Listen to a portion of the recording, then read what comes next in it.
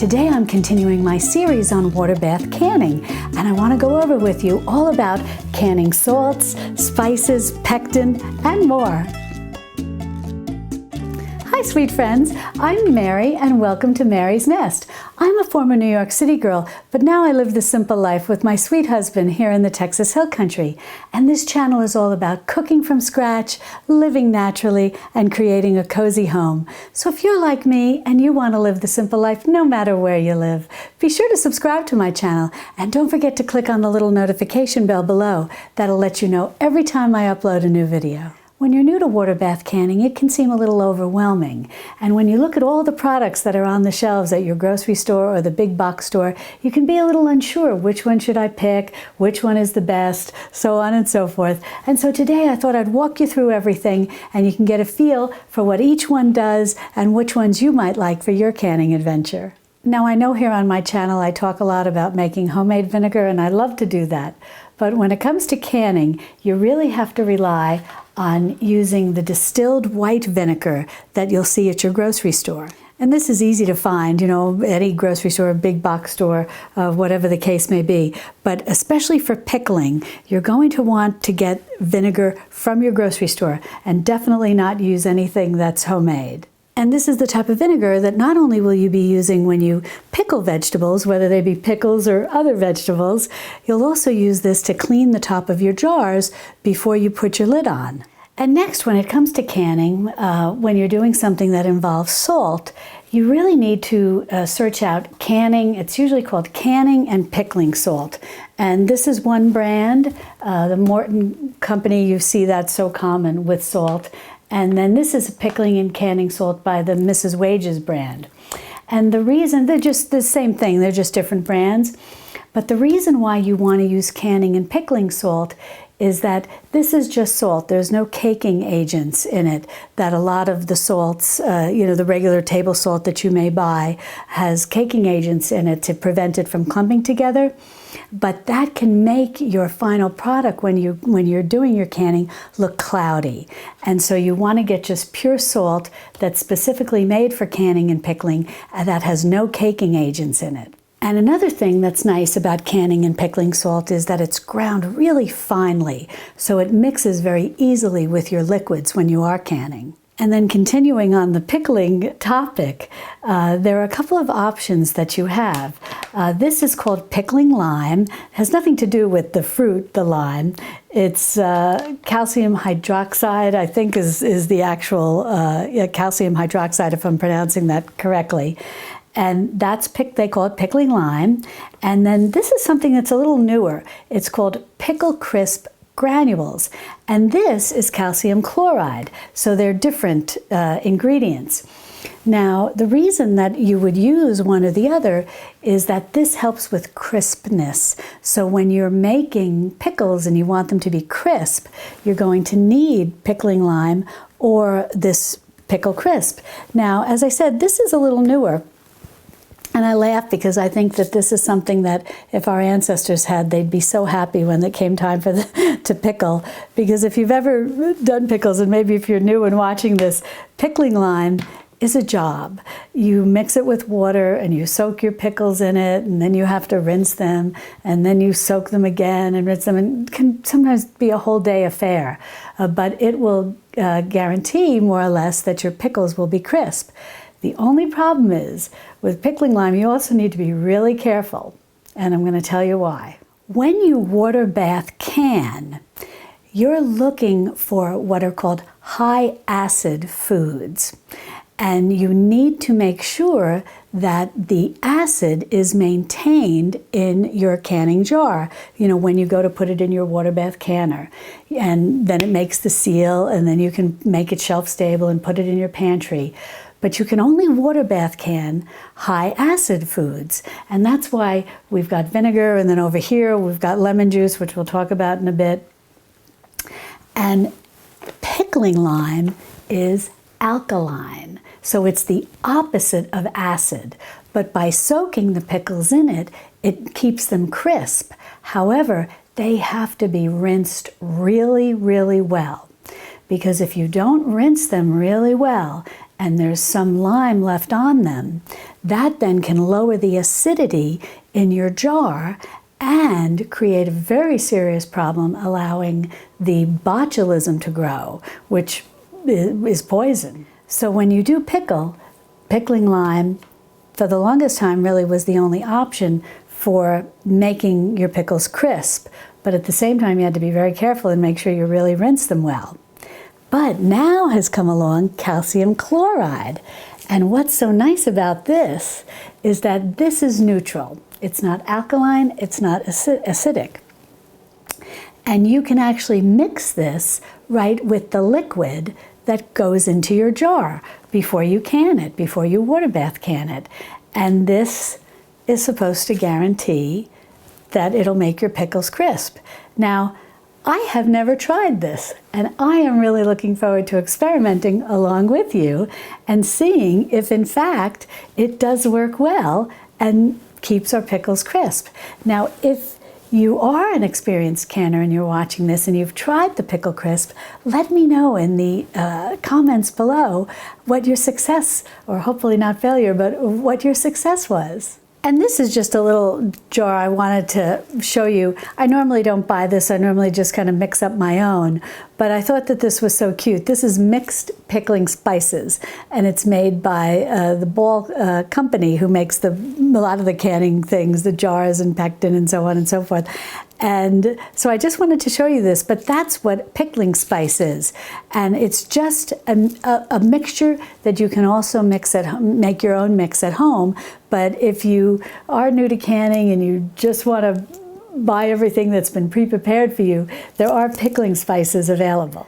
The print is so small in here, I went to get my bifocal so I could tell you specifically what they put in here.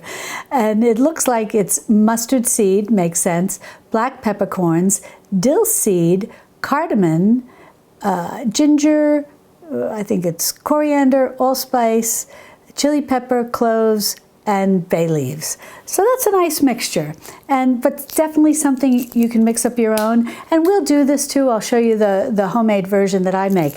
But I just wanted to let you know that that is available. If you like this series that I'm doing on WaterBath canning, let me know and give me a thumbs up and leave a comment if there's something specific that you want me to cover, and I'll be happy to try to do my best. And along the lines of talking about keeping things acidic, I just kind of want to move over here for a minute and talk about using real lemon, this type of lemon juice. When you have a recipe in WaterBath canning that calls for lemon juice, just like you want to have a standardized vinegar, you want to have a standardized lemon juice. And this works great. So this is something definitely, it's very reasonable, and keeping this in your pantry when you start WaterBath canning is going to be very important. And this is especially helpful when we start canning tomatoes or tomato sauce, because we often need to raise the acidity of tomatoes in order to WaterBath can them. And this is made by the Ball company, the same people who make the jars and all the canning things and whatnot. This is citric acid. And this is just their brand. You can find citric acid, in the spice aisle at the grocery store as well. And this can be used in place of the lemon juice. And it will raise the acidity so that you can WaterBath can tomatoes and tomato sauce. And while we're talking about citric acid, I want to talk to you about this product. This is called Fruit Fresh. And basically what this is ascorbic acid. So it's just like if you took a little vitamin C tablet and crushed it all up. That's pretty much the same thing as what's in here. You can sprinkle a little bit of this on cut fruit like apples to prevent them from browning. You can also toss cut fruit that you're going to dehydrate with it, that you're going to dehydrate to help protect the color of it. And you can put a little bit in your canning jar to also do the same thing, to prevent some browning and discoloration. This will help keep the fruit that you're canning look nice. And now I want to come back into the middle and talk about pectin. And this is what you're going to find yourself using when you're making jams, jellies, marmalades, so on and so forth. Now certainly you can make jam and marmalades without pectin. And I have a video where I show you how to make a 3-citrus marmalade, and then I WaterBath can it from start to finish, which is a nice video to watch if you're new to canning and you want to see the whole process. But the second half is all the WaterBath canning, so that's interesting. But the first part, where I make the three citrus marmalade, I make it without pectin to show you that it can be done, that you can do this. And once you know how to make a jam or a marmalade without pectin, you can pretty much do anything. I'm joking, but you know what I mean. And the reason is, I think it's important to know how to make these things without adding pectin. And basically it's just bringing it up to a certain temperature and keeping it at that temperature for a while and stirring it and whatnot. And it's a little more time consuming and a little more time intensive. You know, it's a hands-on process. And that's why you might see, I've seen this thing, I don't have one, but there's some sort of contraption that is made. It's like a jam maker, and it's electric, and the thing is stirring the whole time for you, and it looks very clever. But in any event, sometimes it's nice to just be able to rely on pectin. Now, these are store-bought, but there are also ways that you can make pectin homemade, and maybe we'll do that. Let me know if you'd like to see that, where we make homemade pectin. But pectin comes in different varieties when you buy it at the store, and these are powdered ones, and these are liquid ones. And really, over time, as you start to water bath can, you know, you start to find what you like and what you like working with, and what the consistency of your end product is, and so on and so forth.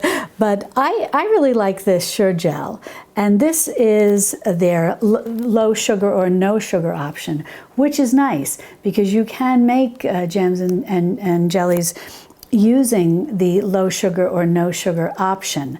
And I think that's terrific, you know, if we can kind of lower the sugar. I generally don't do no sugar, but I do like being able to have the option of doing low sugar.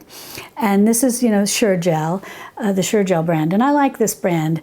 And if you are looking for the regular Sure Gel, I believe the box is yellow. And these two are made by the Ball Company, and this is their version of the low and no sugar option, and this is just the classic pectin. So if you're using this, you really are going to go all out, 100%, you know, use all the sugar. And really, I like to make marmalade, and marmalade is one of those that does really require a lot of sugar, and I have more success going with this option, unless I just keep stirring it and bringing it up to the right temperature and making it without any pectin. But if I am going to use pectin for marmalade, I do prefer one of the regular types, either in the Ball or the Sure Gel in the yellow box. And these are liquid pectin, and there's 2 packages. It says 2 packages in here, and I'm not sure, yes, 2 3-ounce packages in this one too. And I don't often use liquid pectin, and I think, you know, it's just over time. It's just a matter of what you might have been taught growing up and what you use. But it's interesting, and we'll experiment with these. And this particular one from Sure Gel says that this can be used for traditional cooked or quick and easy freezer jam and jelly recipes. And so that's interesting, and we'll give it a try and we'll see how it is. But for the most part, you know, I was taught using the powdered pectin, and so I tend to rely on that. However, it's good to know that when you do go to the grocery store, if you see the liquid pectin, it can be used, and it's supposed to be very easy and mix in very well. And some people really like it. So I just wanted to show you that, you know, what the box would look like if you're looking for these at your grocery store. And then speaking of this liquid pectin that says this can be used for freezer recipes, this is the Ball brand of the powdered pectin that can be used for, and it's called freezer pectin, that can be used if you want to make a freezer jam.